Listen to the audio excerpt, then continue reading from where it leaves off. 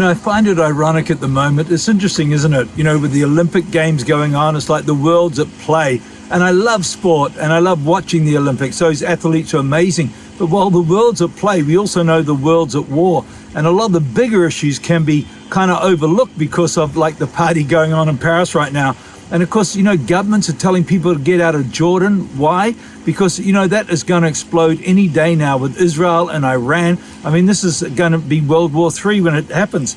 The stock market around the world, I mean, the biggest crash in Japan since 1987. I mean, this is major, and yet in our news, of course, it's just about the Olympic Games. And as I said, games, it's great. People can play. But likewise, there's so many serious things that are happening. Look at what's happening in Bangladesh. The Prime Minister had to leave, and obviously there's a lot going on with her as well. But the thing was, riots in the streets of violence, like in Britain. And what's happening in Britain? They say it's the far right that are out in relation to protesting against the immigrants. But it's interesting, far right.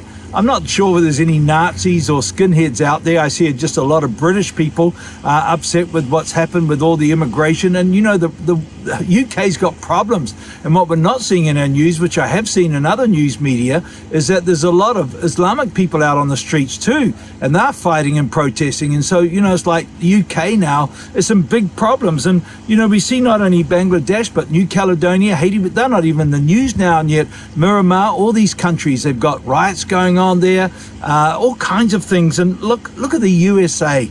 I mean, what a fiasco, the whole political system there. You got a president, a potential president, Vice President Kamala Harris, talking about the cloud up there in the sky somewhere she's talking about. She doesn't even know, she's not even on the right planet. And she's saying the other, saw a video about her, how we all need to be woke. Everybody needs to be woke. Everybody needs to be woker, she said, or wokeism. I mean, what a fiasco.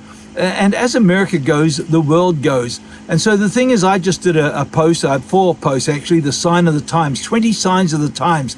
And I know we can just get caught up in the Olympic Games, the party, all that. And I know it's spectacular part, of course, from the opening, diabolical, satanic opening it was. And of course, even the transgender boxers, horrendous, all that kind of stuff. But, I do admire and congratulate, the medal winners of New Zealand and others, of course.